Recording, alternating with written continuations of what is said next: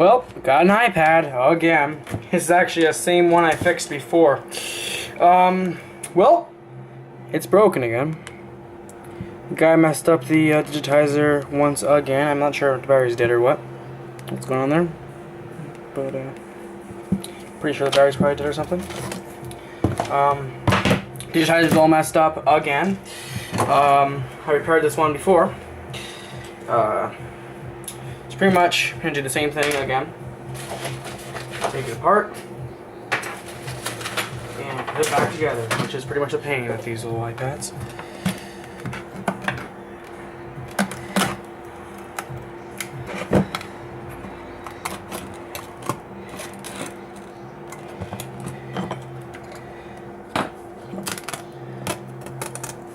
Some of this sticky stuff's coming off, so.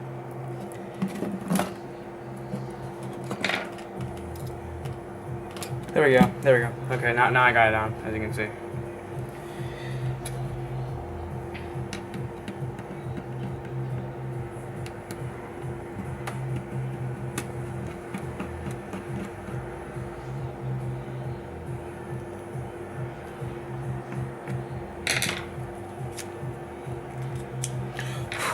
Should have saved the protective shielding for the LCD I replaced, because didn't know I was gonna do this again though. Anyway, as you can see, it's on. Now the digitizer is sort of working. Nope.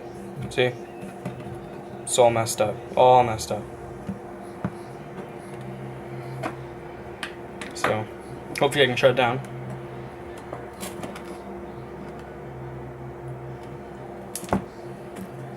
Sorry if my studio lamps aren't as bright, but one of the strips of the LEDs burnt out. Can't shut the thing down. That's wonderful. So I'm waiting for the screen to go off. Actually, just see it's all messed up. All messed up. Hey. I'm just gonna have to edit out those contacts. Wonderful. Okay. I just got a smudge on the LCD, didn't I? Crap. That's why I wish I had the protective paper for that LCD. Okay, so let's start removing screws that hold the LCD in place.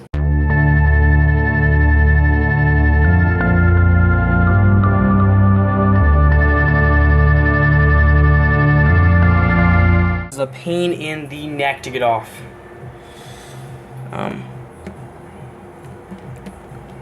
Now carefully, you gotta carefully pick out this LCD. And very carefully flip it over. Okay.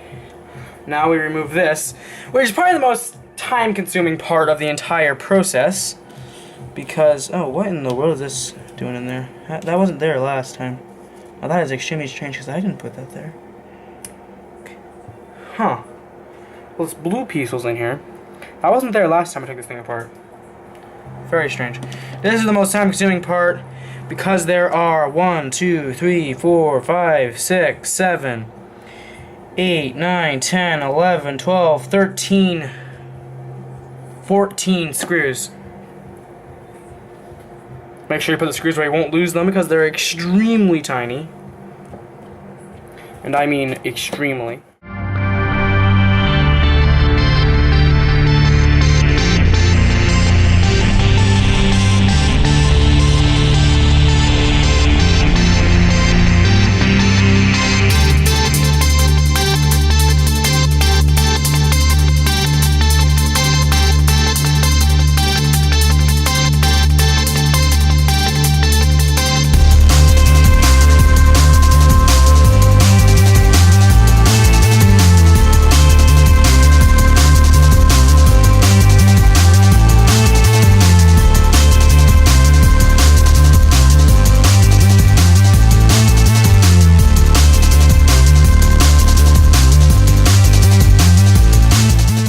Now we'll just pick up this piece of metal and it will reveal the wonderful insides.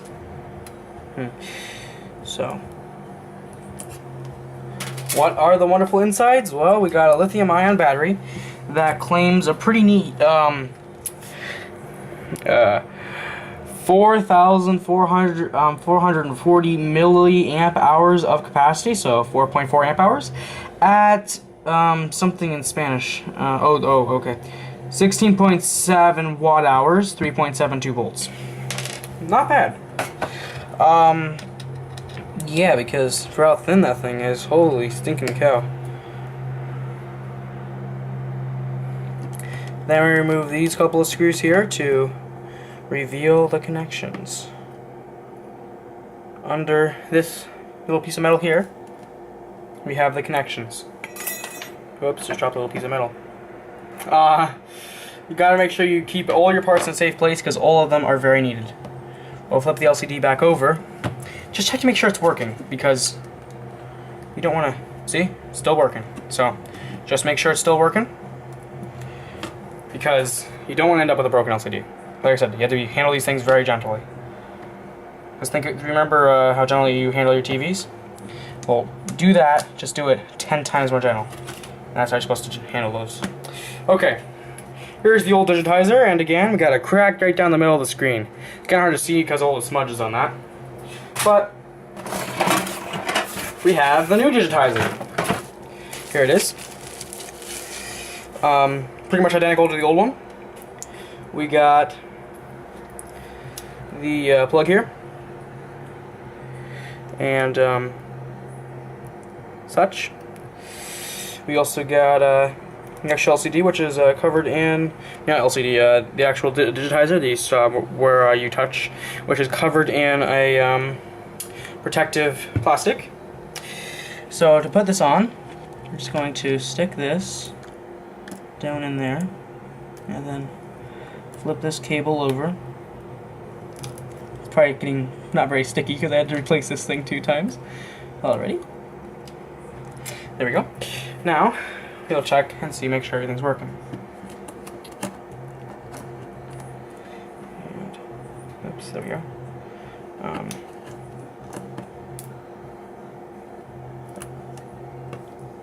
Yeah.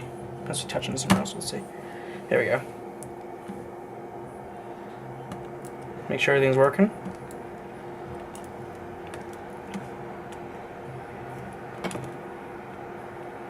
Now because I'm not touching the screen's not lined up exactly, I don't know where to touch. There we go. There's the web browser.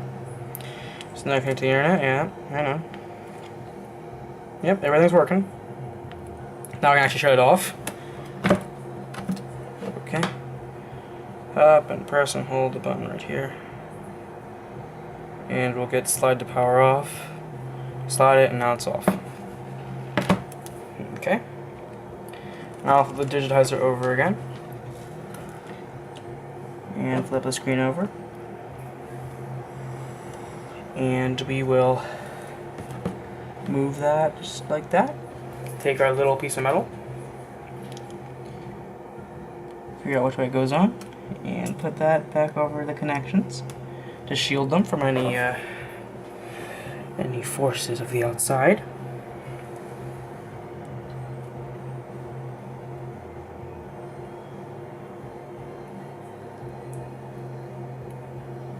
Get these teensy weensy little screws on our screwdriver. And you're gonna need to purchase a special screwdriver for this too, because of how small the screws are. There's one. And make sure it's magnetic. It's one of the most important things. Make sure the thing's magnetic. Because if it's not, it'll be a real pain in the neck. Which, pretty much these screws are a pain in the neck anyway, so you don't want to make them even more of a pain in the neck. Depending on the model, there might be a screw there too. This one doesn't have a screw there.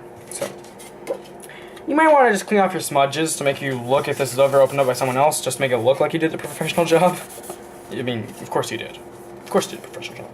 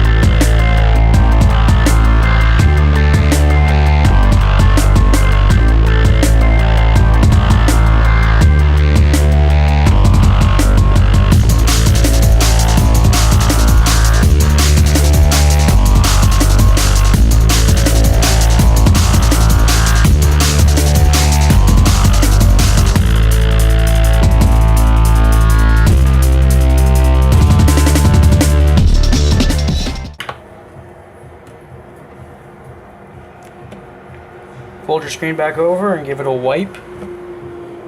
Make sure all those smudges are off. How you obviously get on it. All that dust.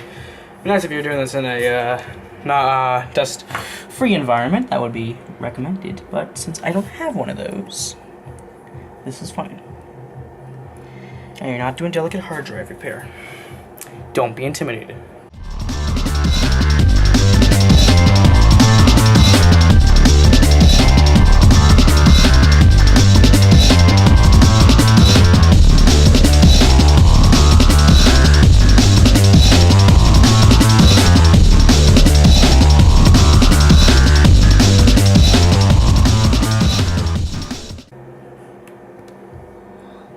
The LCD sits back a little bit from the digitizer.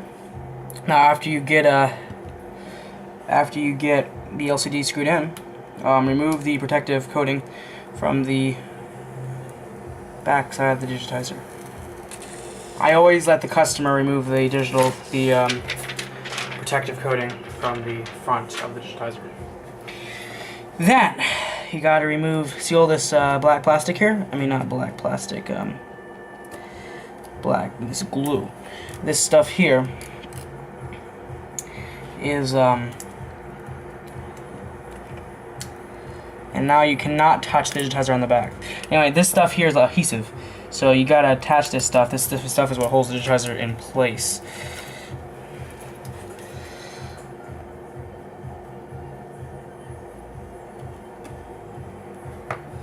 Remember, as soon as you remove that plastic from the back of the digitizer, which you gotta remove before you remove the stuff to reveal the this stuff here.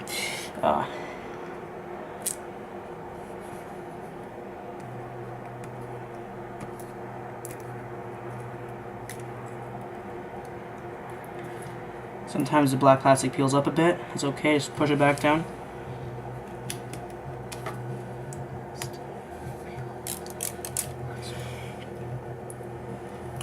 Then flip the digitizer over.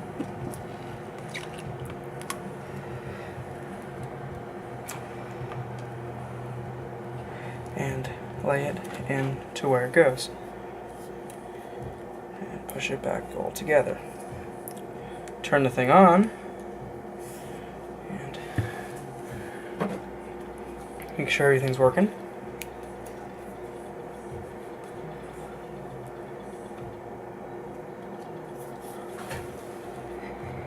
Run your fingers around the outside of the digitizer for a while, just to verify that it will not come back apart.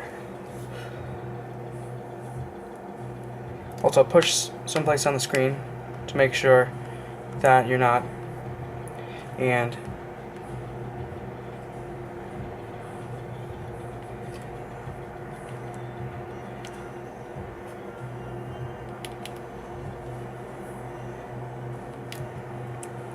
make sure everything works, which it appears to. Make sure you can get all that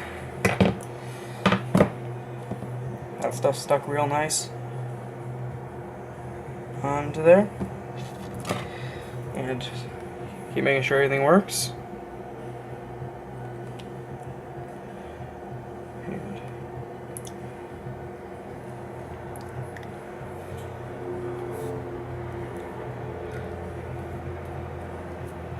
And there we go. Now what I do is I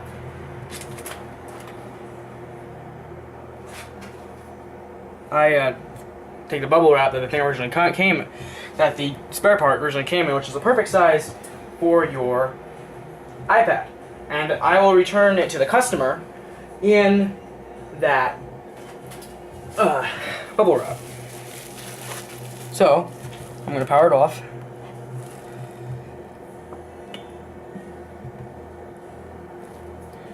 Make sure that there's nothing. It'll make a little popping sound if you press down and it's not put together right, and it's not. So that means that we all got it all back together right. Just gonna slide it into the bubble wrap and fold it over, and then I'll put that into the box that the thing came with. And I'll also put, but before I do that, I'll put the case in under it. this in. And you also put the old part in there too. And just like that. I'm sure the customer just throw away the old part, but it's a nice touch. And you've just fixed an iPad.